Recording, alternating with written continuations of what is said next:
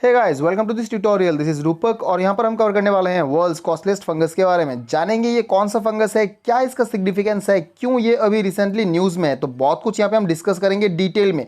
But then before we begin, please don't forget to give available feedback so that I can upgrade my future videos for you. आगे बढ़ते हुए सबसे पहले मैं आपको कुछ बेसिक कंसेप्ट बता देता हूँ। देखिए, जो फंगस होते हैं ये बिलोंग करते हैं kingdom fungi under the 5 kingdom classification, और इसमें आपको करीब करीब 1,44,000 अलग अलग स्पीशीज मिल जाएंगे and most of them are saprophytes. Saprophytes मतलब वो ऑर्गेनिजम्स होते हैं जो अपना खाना डेड एंड डिकेइंग मैटर से एक्सट्रैक्ट करते हैं, डिराइव करते हैं। जो स्टडी ऑफ फंगस है in biological science we call it mycology. So mycology deals with the study of fungus. Example के तौर पे मैं आपको बता सकता हूँ, जो कॉमन एग्जाम्पल रेगुलरली आपको डे टू डे लाइफ में आपको देखने को मिल जाएंगे, जैसे कि मोल्ड्स होते हैं, ईस्ट होते हैं जो बेकरी में बहुत ज़्यादा यूज़ होता है, मशरूम्स ऑब्वियसली हमारे रेगुलर डाइट का एक बहुत ही सिग्निफिकेंट पार्ट होता है। कॉमर्शियल एक्सप्लॉयटेशन जो है फंगस का, ये आज का नहीं, ये बहुत सदियों से चलता आ रहा है एंड इसका सिग्निफिकेंस जो है इसको हम 3 हेडिंग में डिस्कस कर सकते हैं under economic, medicinal and environmental. जो इनका सिग्निफिकेंस है, देखिए इकोनॉमिक सिग्निफिकेंस आप यहाँ से समझ सकते हैं। जो कमर्शियल एक्सप्लॉयटेशन होता है, जैसे कि for our regular diet purpose जो मशरूम कल्चर होता है, कल्टीवेशन होता है, that is one of the very significant economic aspect. इसके अलावा जो मेडिसिनल सिग्निफिकेंस है, आपने पेनिसिलियम का नाम सुना होगा, जो जिससे पेनिसिलिन बनता है, तो ये एक मेडिसिनल यूज़ है फंगस का। और मैं आपको बता देता हूँ, यहाँ पर जिस फंगस के बारे में हम बात करने वाले हैं उसका भी मेडिसिनल यूज़ सिग्निफिकेंट है।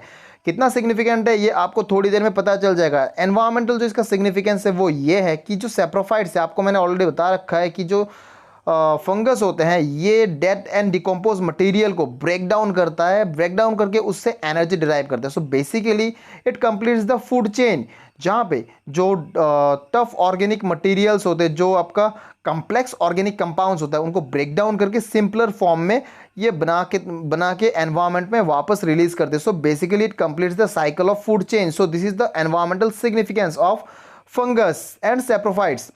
देखिए, यहाँ पे जिस फंगस के बारे में हम बात कर रहे हैं, इसका जो कॉमनली नोन इसका नेम है, we call it Himalayan viagra and scientific name is ophiocordyceps sinensis. ये इसका साइंटिफिक नेम है। कॉमनली इसको कैटरपिलर फंगस कहा जाता है, लोकली इसको हम कहते हैं कीड़ा जड़ी। एंड ये आपको मिल जाएंगे जो हिमालयन बेल्ट है, यहाँ पे आपको मिल जाएंगे। स्पेसिफिकली मैं आपको बताऊं तो इंडिया में उत्तराखंड, जैसे कि आपका पिथौरगढ़ डिस्ट्रिक्ट एरिया में, चामोली डिस्ट्रिक्ट में आपको ये मिल जाएगा।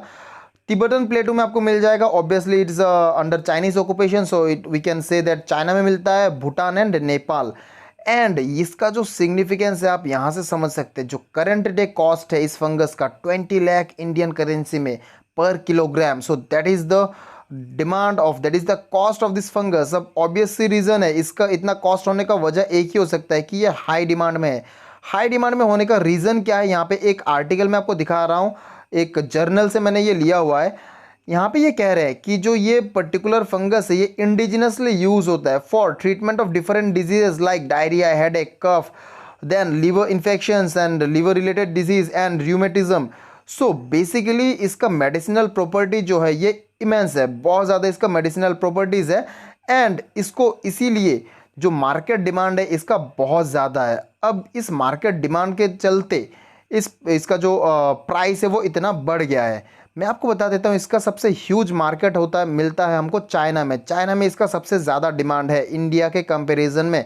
बाकी इनके जो नेबरिंग कंट्रीज़ है इनके कंपैरिजन में चाइनीज़ मार्केट में इसका डिमांड सबसे ज़्यादा है। देखिए, ये रिसेंटली न्यूज़ में इसलिए है क्योंकि IUCN ने रिसेंटली इसको वॉल्नरेबल कैटेगरी में डाल दिया है of its red data book. Red list में इसको IUCN ने वॉल्नरेबल कैटेगरी में डाल रखा है। देखिए, वॉल्नरेबल कैटेगरी में वो सारे स्पीशीज़ आते हैं जिनका एक्सप्लॉयटेशन बहुत ज़्यादा हो रहा है, और आगे जाके अगर ये इस तरह से एक्सप्लॉयट होते रहे तो ये फ्यूचर में एक्सटिंक्ट भी हो सकते हैं। तो basically these species are facing the threat of extinction.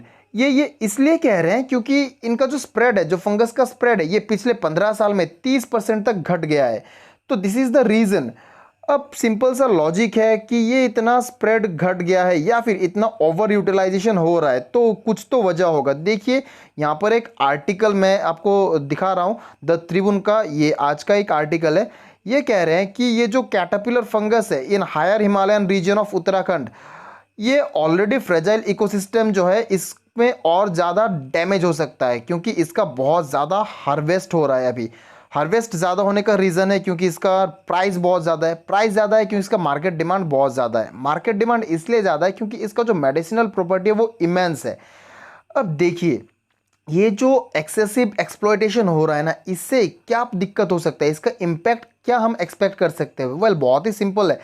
जो हिमालयन इकोसिस्टम ये ऑलरेडी बहुत ज़्यादा फ्रेजाइल है। आपको हर साल कुछ एनवायरमेंटल डिजास्टर्स देखने को मिलेंगे। जैसे रिसेंटली हमने देखा है, एक फॉरेस्ट फायर हमने विटनेस किया है अभी हाल ही में उत्तराखंड में। इसके अलावा हर साल आपको जो फ्लैश फ्लड होता है देखने को मिल जाता है।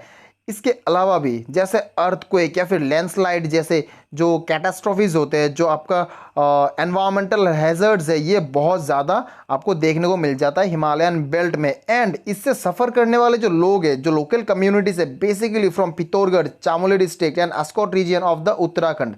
इसके अलावा मैं आपको एक और चीज़ यहाँ पे दिखाना चाहता हूँ कि ये जो पर्टिकुलर रीजन, जो बेल्ट जिसके बारे में हम बात कर रहे हैं, जहाँ पे ये फंगस मिलता है, ये आपका जो उत्तराखंड का नंदा देवी बायोस्फीयर रिजर्व है उसके बहुत ज़्यादा नज़दीक में आता है। आपको पता होगा नंदा देवी बायोस्फीयर रिजर्व जो है, इसको 1982 में बायोस्फीयर रिजर्व का दर्जा दिया गया था। ये 1936 में as a Jim Corbett National Park establish हुआ था। एंड यहाँ पे आपको मिल जाएंगे बहुत सारे इंपॉर्टेंट, बहुत सारे सिग्निफिकेंट एंडेंजर्ड एंडेमिक स्पीशीज आपको मिल जाएंगे। एग्जाम्पल के तौर पे मैं आपको बता सकता हूँ, जैसे कि आपका स्नो लेपर्ड हो गया, ब्लैक बेयर हो गया, तो ये आपको मिल जाते हैं इस एरिया में।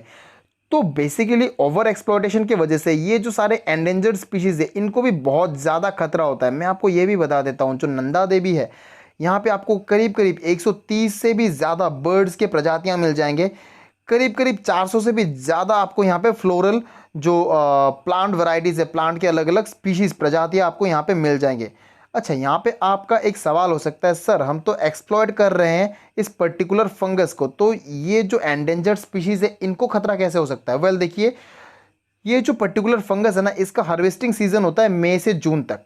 अब जो लोकल कम्युनिटीज़ है, ये लोअर एल्टीट्यूड से हायर एल्टीट्यूड में जाते हैं, जाके इसको एक्सप्लॉयट करते हैं। इनका हार्वेस्टिंग में ये जाके इनको निकाल के लाते हैं। अब इस दौरान ये उस एरिया में हायर ऑल्टीट्यूड में जाके बनाते हैं अपना टेम्पररी कैंप्स।